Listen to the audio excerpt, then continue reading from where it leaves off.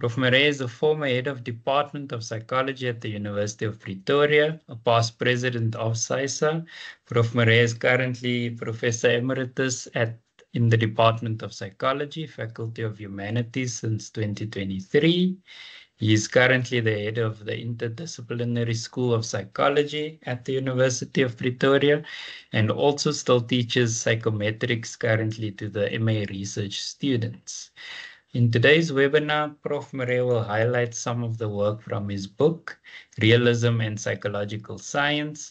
Namely, the presenter advocates for realism as a unifying meta-theory for psychological science. Transcending the divisive qualitative-quantitative split fostered by a mythic image of science. Realism posits a mind-independent reality supporting both methodological approaches in the critical pursuit of understanding psychological phenomena and their underlying mechanisms. He will be focusing on the content from his book. So I hand it over to you, Prof. Murray. Yeah, you can get started then.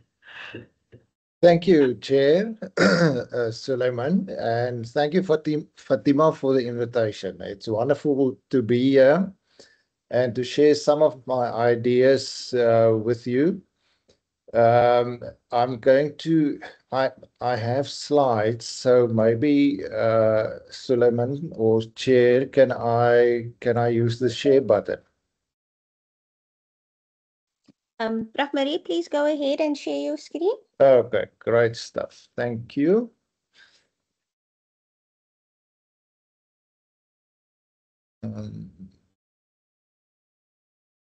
Just then on that one.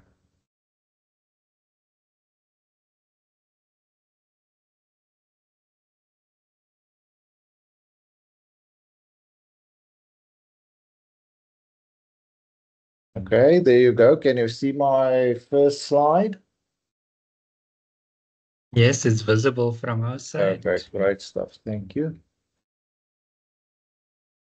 Right.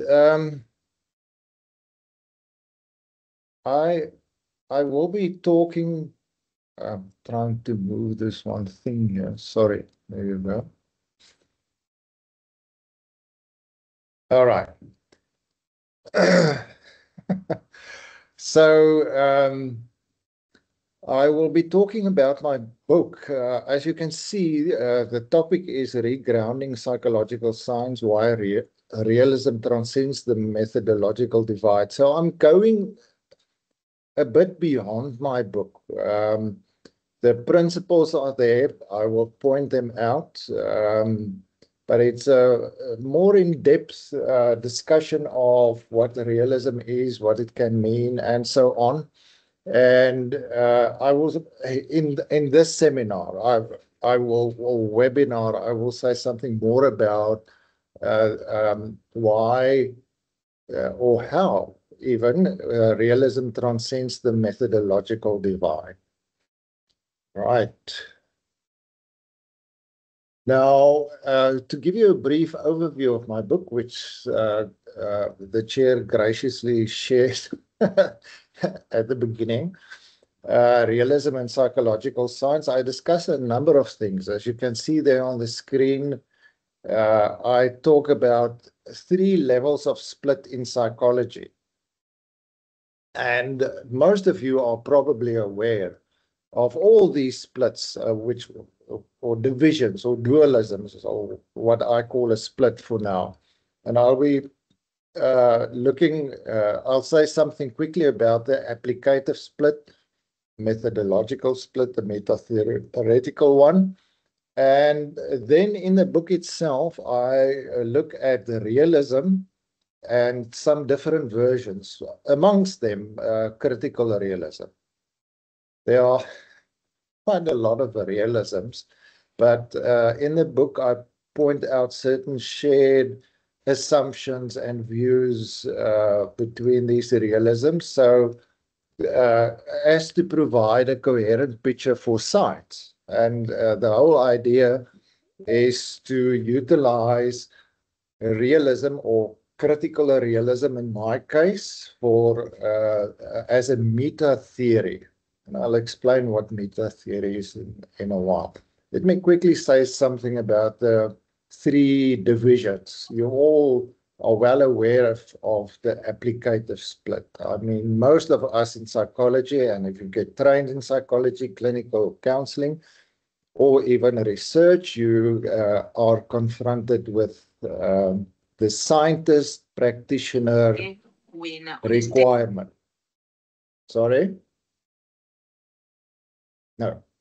You get confronted with a scientist practitioner requirement of training. And most training institutions use a specific model of scientist practitioner training. Now, of course, this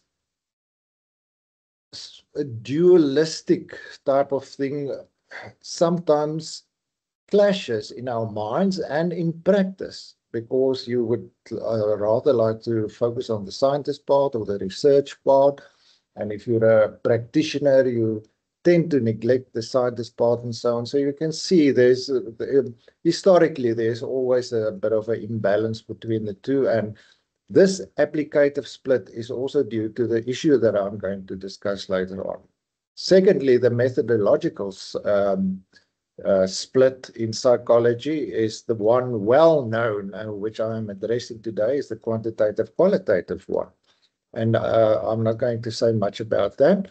And then the meta-theoretical one is the one that sort of informs these discussions. It's the sort of the clash between positivism and constructionism, and I will also lift that out when we look at realism per se. Now, I know that students and practitioners and researchers and psychologists are always in two minds maybe about quantitative and qualitative. You all have a preference. If you are a quantitative researcher, you really won't normally use qualitative research and the other way around. So most people have a particular preference. And why is this? I mean, over and above that you like the one more than the other, there are different reasons in terms of how we were trained and exposed to the picture of science or research that we are exposed to in our training, or undergraduate and postgraduate. Okay. I briefly want to give an overview of the second chapter of my book, because it's important to, as a background, to understand the methodological split, the quantitative qualitative one. In chapter 2, I focus on different versions of the Guba and Lincoln's textbook, which qualitative researchers know very well. I started off with the first one years ago, and I think it went through 3, 4, 5 iterations or editions. Now, for the qualitative researcher, there is a particular way of justifying qualitative research as opposed to using quantitative. So there's a sort of a strategic justification. Maybe I should just activate my laser pointer so that I can show you where I am. There you go.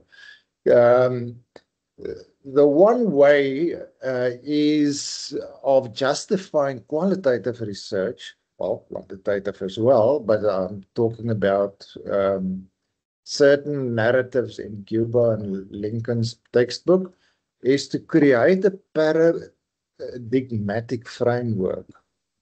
I'll explain to you now what that means. It means that when you talk about qualitative and quantitative, you use the word paradigm. I'm working in the qualitative paradigm, or I'm working in the quantitative paradigm, although the by using or associating the word paradigm with qualitative and quantitative, I'm doing something very specific with a method. Paradigm, and that's what I discuss in my second chapter. I don't want to go into too much depth there. I'll just explain what why I call it the framework using paradigmatic. Now, the original concept of paradigm comes from Thomas Kuhn, as you know. He used it in a very specific way, in a very restricted way. And the concept of paradigm later evolved to include a bunch of theories that say the same thing, blah, blah, blah, and so on. In the end, the term paradigm sort of functions as a meta-theoretical construct or a name or label for approaches like positivism, realism, interpretivism, and so on. You get the picture.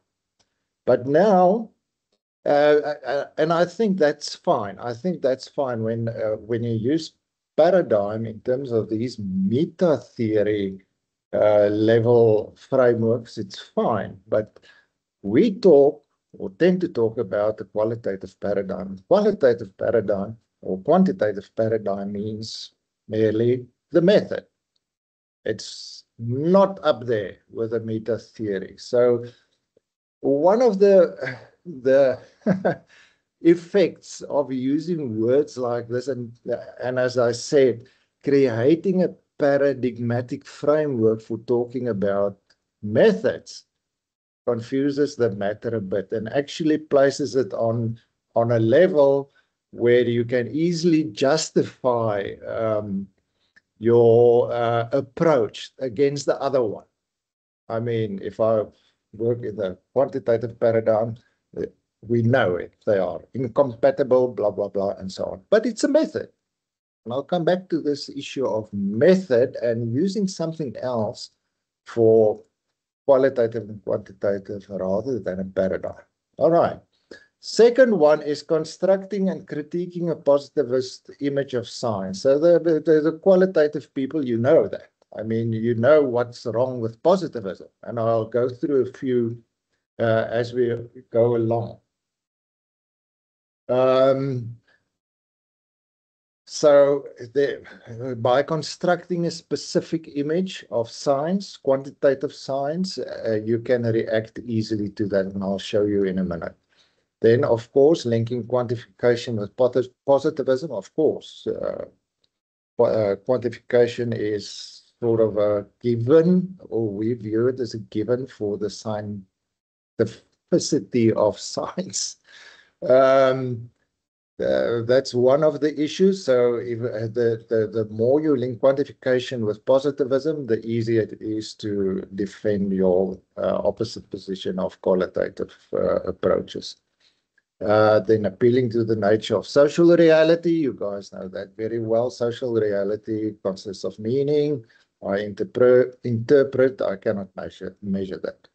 And then there you go, elevating methods to paradigm status, this methodology, and then claiming incommensurability between the two paradigms. That's the basic strategy, which I try to lift out in my book and just show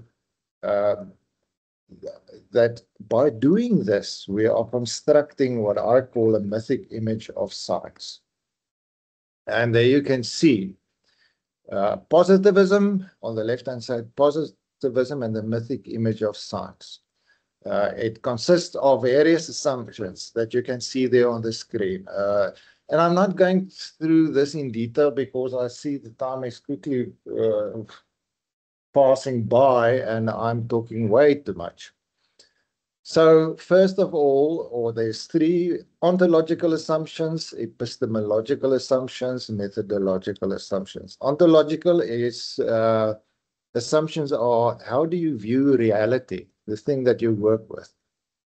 And positivism, or the mythic image says, or positivism says reality is a single, tangible, and fragmentable. There exists a single objective reality that can be broken down into parts, analyzed. Reality is real and fully apprehendable in positivism, or probabilistically apprehendable as in positivism. What do I mean by that? It mainly means, and that's an important point, because the words that we use, like I tend to avoid positivism because it views reality as independent of human beings. It views reality as a concrete thing out there. And as a qualitative person, I know realities are constructed. I mean, so what is and the realism also uses words like things are real. There are realities or a reality out there. The difference is between the positivist and the realist view of reality, I will deal with on another slide, but it's not the same thing as what positivism means there. So if positivism talks about the objective reality, it means something else, very specific, very concrete. Okay, the knowledge assumptions, knower and known, are independent and separate. So this is a very dualist or objectivist type of view of knower and known. And as you know, the researcher must remain detached and distant from what is being studied. All right. Findings are objectively true, and I cannot influence the findings as a researcher. That's the so-called objectivity thesis of positivism, or the mythic image of science. Is it possible to remain detached? Of course not. But let's go on. And the last bullet over there is knowledge is cumulative and builds up upon previously verified facts, which is not true. All right, then the methodological assumptions. Positivism relies on experimental and manipulative methods, focuses on verification or falsification. I distinguish there between positivism and post-positivism. And post-positivism actually reacted against some of the criticisms against positivism. So if the positivists say, I can verify something by looking outside and seeing that it's raining. The post-positivist said, okay, we work with probabilities. We need to scale down the absolutist type of verification to falsification, and if it can't be falsified, it can maybe be, there can be a probability that it's true, blah, blah, blah, and so on. So, for instance, a quantum law or a natural law, 80% of the time I can predict, for instance, that this will happen. So, yeah, one should keep this in mind, that verification and falsification is actually two sides of the same coin, but that's also a long story. Okay, it emphasizes quantitative methods and measurement. As I've said, this is what we know. And if you are well versed with psychometrics or any kind of measurement psychology, you know that this whole quantification drive came very early in the previous millennium from behaviorism and so on and so on. Okay. The positivist seeks to establish time and context-free generalizations or universal laws, and values, control over variables, and it values, positivism values control over variables and conditions. So the more control you have over a situation, the better you can predict. All right. Let's carry on. Sorry, Prof, before you Yes. carry on, there's a question. I don't know if you want to answer it now or later. How does this fit with, I hope I'm saying this right, apophenia or pathonicity? I don't know if you need more clarification there, or if you'd like to go ahead and answer. If I can see the word, I can probably. How does this fit into? Apophenia or apathenicity. So I think I'll need to see patterns. Okay, maybe just put it in the chat somewhere so that I can see it, then I can reply. It is in the chat box at the moment. Oh, it is. Okay, just hang on. Hang on. Where's the chat box? Oh, I have to go out of my presentation to see the chat box. Okay, I'll look at it just now. All right. Okay, if you don't mind, I'll quickly carry on. Positivism has a very specific view of causality. There are real causes, temporally present to or simultaneous with the effects. Causality is linear, directional, and can be isolated. Cause-effect relationships can be identified through control observation. Positivism has a very specific empiricist view of causality, which means if this happens, then that happens. And we get the same type of thing in correlation, when we correlate variables. If this happens, then if this goes up, the following goes up. The independent variable, the dependent variable goes up. So that's called the regularity view of causality. And the realist rejects that. I'll talk about that just now. Role of values in inquiry is value-free. Scientists present as neutral, dispassionate, and objective. The scientists must separate facts from values for obvious reasons.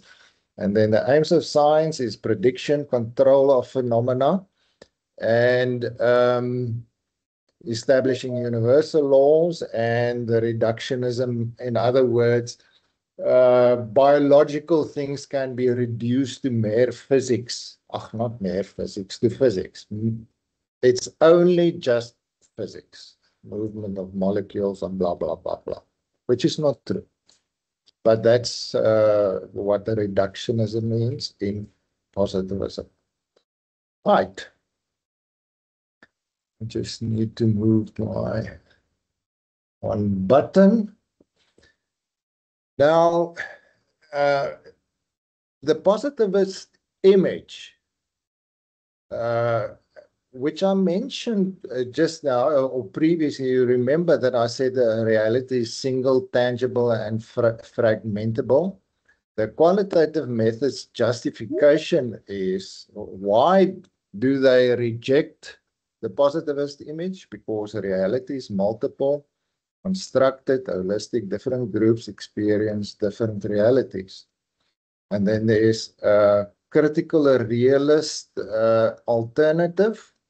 Reality is stratified, differentiated structure with deeper levels beyond observation. There's a single reality, but with multiple domains leveled into the empirical, actual, and real. I'll say something about that. Quite different from the positivist. Knower and known are independent. This dualism exists. Qualitative, same. No, knower and known are interactive and inseparable. Researchers inevitably influence what they study. The critical realist says distinguishes between the transitive dimension, knowledge domain, and the intransitive domain or the reality. Acknowledges social influence on knowledge while maintaining reality's independence, and I'll say something about that as well.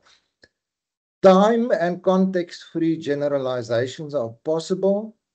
The qualitative person says only time and context-bound working hypotheses are possible. Knowledge is always situated and historical. And then the critical realist says some tendencies and mechanisms are relatively endearing, but their manifestation depends on context. Casual powers may be possessed. This is important. Casual. Causal powers may be possessed unexercised, exercised unrealized, or realized unperceived. So a good example is my Porsche, which I don't have, is able, has the potential to travel at 300 kilometers per hour, but it never will because I can't realize that potential. So it has got the power, but it's unexercised. Okay. The positivist image says there are linear real causes that precede effects. Qualitative person says all entities are in mutual simultaneous shaping, impossible to distinguish causes from effect. And the critical realist says causality is based on mechanisms and tendencies, not constant conjunctions or the regularity view. There's causality is complex, but you have to find the underlying mechanism responsible for the stuff that you see is associated. Inquiry is value-free? No. Inquiry is value-bound, value-shaped, or research. And indeed, the critical realist says values influence research, working in the transitive dimension, but don't determine reality, the intransitive dimension. So you can start seeing that there's a independence between what human beings think and believe about reality and reality itself. The critical realist says it's possible to be critical towards value-laden knowledge claims. And then lastly, experimental methods with quantification. No, it should be dialogic, dialectical, and hermeneutic, focusing on meaning and interpretation. And the critical realist says, and now we're moving closer to what I wanted to say, methods should match domains of reality being studied. Quantification is appropriate for some phenomena, but not others. Closure is possible in some domains, but not in others. Verification and falsification. There's the qualitative guy says no, understanding multiple perspectives and socially constructed meanings. Critical realist says it's possible to identify by retroductive reasoning the causal mechanisms that explain observed phenomena.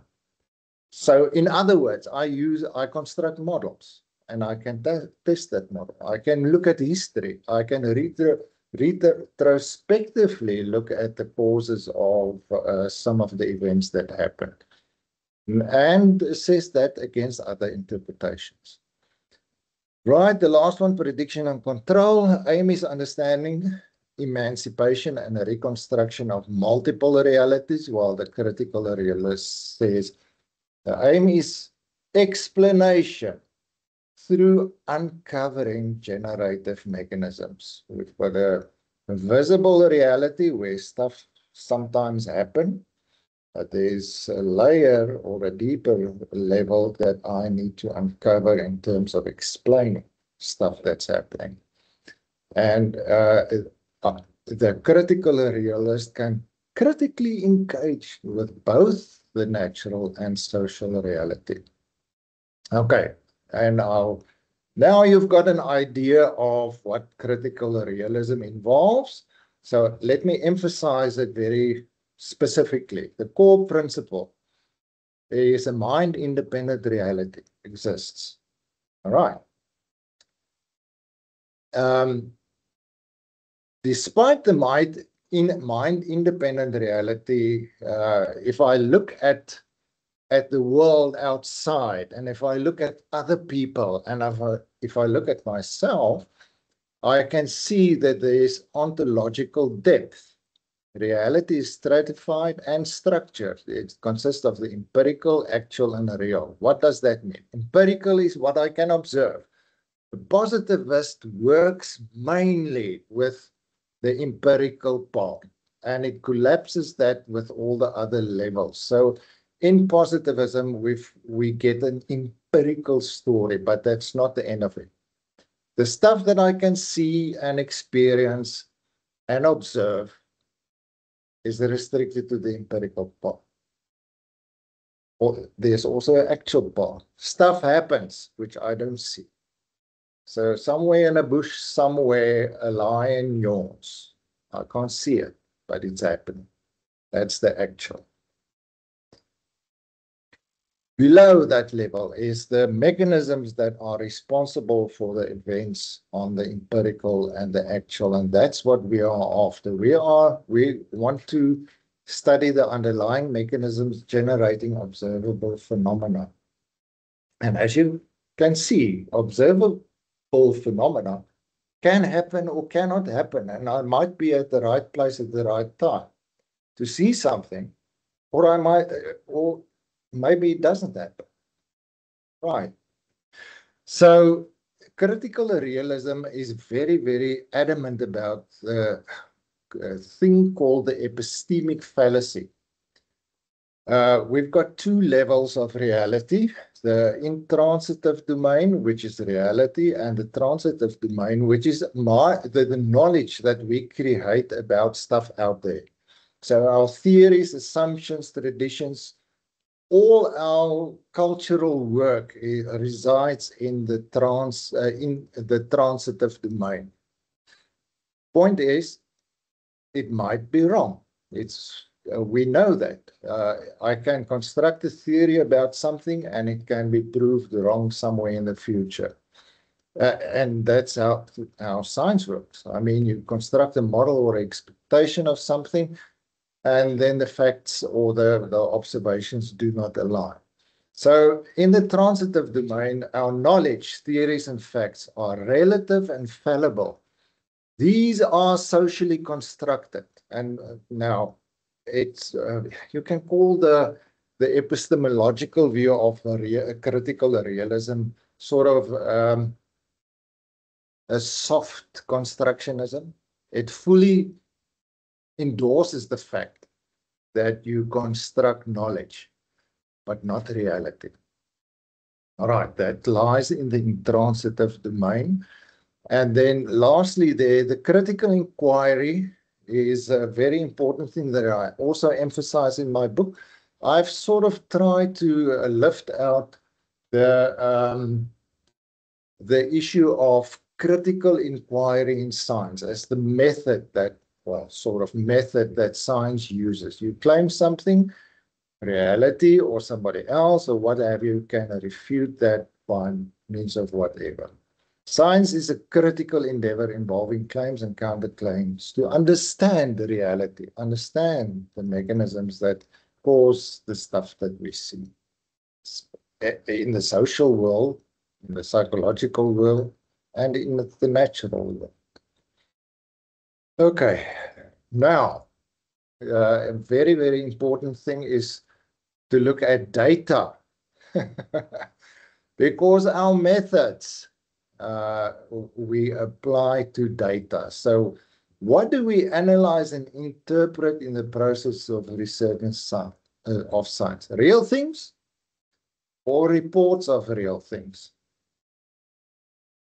Reports of real things, isn't it? What are real things? Stuff like timetables, meaning, air pressure, blah, blah, blah. Whatever you can encounter. Government, a social phenomenon. Those are the real things. But if I listen to somebody's conversation, I record it and I transcribe it. And what do I have there? I have data. If I measure somebody's personality profile, I have lots of numbers. I have data. If I measure their length to make it more concrete, a number of people's length, I have a 25 or 30 or 1,000 numbers. That's data. So the point is data and phenomena are not the same. Data sort of, and you can understand, data reflects what I've sort of seen or heard or what have you. And that's what I'm working with. Method, data and phenomena are not the same, but also method and data are not the same. The way we capture the real things, in other words, the data, will determine the method. Of course, this is not really true. Our values, agendas, and social and cultural context determine or influence our decision on which method to use. It's not only the data. So you have to be aware or self-reflexive about that. Good scientist knows this. And the point is that data is often the forgotten mediator or the level between what is and what is understood. And you all know that, that we work with data as if it's the real phenomenon itself. This is realizing that we can capture data inadequately or interpret the analysis of the data inadequately and make inadequate conclusions constitutes the critical thrust of science. Realism holds, and that's the last point there, that our constructions, interpretations, theories, and conclusions are about something real, but via the data that we have. Right. Now let's quickly look at the realism and quantitative methods. Realism provides a philosophical justification for seeking to identify and model underlying causal mechanisms. And if you work with stats and you work in psychology with stats or psychometrics, you know that the correlation does not mean causation. I mean, that's a basic assumption in statistics. Causation, correlation, the patterns of events or the association of events is not causation. The pattern of events points to an underlying mechanism, and that's where you should be looking. And if you read stuff in the paper or a journal or a magazine or what have you said, eating lemons gives you cancer, there's an association between that. Do you understand the mechanism? No, not at all. There's merely association, and we can't say that we understand the underlying mechanisms or causes. Statistical analysis are valuable for detecting patterns and testing hypotheses about these mechanisms. And that means working a bit differently with the stats that you are used to. It means being aware of what you are after. You're not describing as part of science. Yes, it's a taxonomic activity. And critical realism says that science is a two-pronged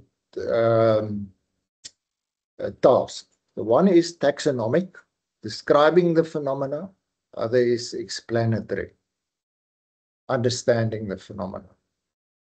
Okay, so we need to be cautious. The choice of method should be driven by the phenomenon and the research question, and the realism necessitates critical examination of measurement, especially for psychological constructs. There's quite a nice body of literature about the dangers of reifying constructs of from within the psychometric community. And there are psychometrists and quantitative scientists that says, oh, wait a bit, you are on the wrong track. Are you sure that this thing that you measure called extraversion is actually something real? We talk about latent variables and so on, but is it real? Aren't we just measuring counts or something? But never mind. So you need to critically look at your method as well as a quantitative psychologist or scientist. Realism and qualitative methods. Qualitative methods are crucial for understanding meaning, exploring subjective experiences, and social constructed realities. From a realist perspective, these are the real aspects of the world. Over and above the trees and rocks that you have over there, qualitative analysis can identify social objects, their constitutive elements, and their causal powers within context. So even if you work with meaning, even if you work with lived experience, the important thing is for critical realism and qualitative method is that you, in the end, find the explanatory mechanism. Now, lastly, the critical and deconstructive nature of qualitative approaches, which we know are a strong point of constructionism, narrative analysis, and so on, aligns with realism's emphasis on critical inquiry. Okay, now integrating both. Realism naturally supports integration of quantitative and qualitative methods. Different methods offer different forms of epistemic access to the same underlying reality. Quantitative methods focus on broad patterns and testing causal relationships. Qualitative methods rich contextual understanding and insights into mechanisms. The method choice should be pragmatic, guided by the research question, the phenomena, not the methodological allegiance that you have, or the so-called paradigm. So, and realizing that data is not the real thing. It's a means to the real thing. And what I choose should be appropriate to the type of data that I have. Prof, I have another question there. Yeah, sure. Mind. Go for it. Someone has asked, Tapela has asked, it sounds like realism carries similar features as those of pragmatism. Is that so, Prof? Well, pragmatism focuses on something that works. If it works, I do not necessarily understand why it works. So you can have an instrumental view of a theory, or you can have a realist view of theory. An instrumental view of a theory, say for instance, is it shows you that if I flick the switch, the light goes on. A realist view of that theory explains to you what happens if I flick the switch. That's sort of the difference. Pragmatic means in certain circumstances, it might be practical to rather use quantitative than qualitative. That's a bit of a different sense than pragmatism. I hope that makes it clear. Realist is not pragmatist, but it might be pragmatic in some of its choices. Right, I hope that explains it.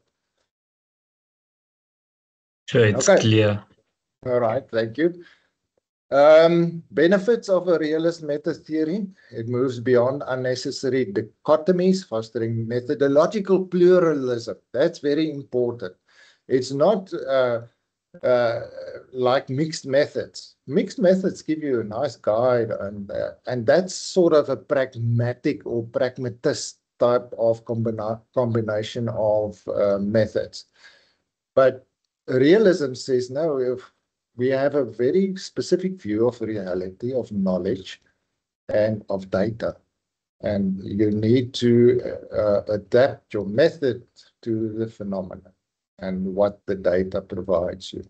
So it fosters methodological pluralism, and it does not advocate only interviews or qualitative or only quantitative. I hope that's clear. Focuses on explanation by understanding the mechanisms and underlying structures of reality, psychological reality, social reality, whatever you are dealing with. It enhances critical inquiry of theories, methods, and assumptions. So you can actually question your, like qualitative proponents say, you have to be self-reflective about this particular. Why am I using this method? Is it appropriate? What am I bringing into, and so on and so on. So you, a critical realist enhances this critical inquiry focus. And then it grounds applied psychology by acknowledging psychological processes and social contexts.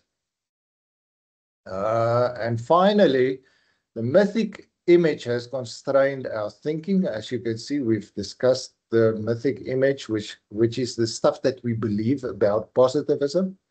Realism offers a more nuanced and comprehensive meta-theoretical foundation. It respects the complexity of subject matter and diverse research tools. By embracing realism, we can move towards a more integrated and comprehensive understanding of the real psychological world, regardless of methodological preference. I hope this talk sort of opened up one or two issues for you. Thank you. Thank you, Prof, for the very engaging presentation. Thank you once again, Prof. Maree. It's been a pleasure. I think we're going to have to end it there. I think for people looking for more answers, your book probably has a lot more of them. So I've just added the link there now. So thank you from our side, from the SAISA DRM. It was wonderful having you. Thank you for everyone for joining. As we've said, that link will be on YouTube. So the last final word from me is goodbye to everyone. And once again, see you next time. Thank you.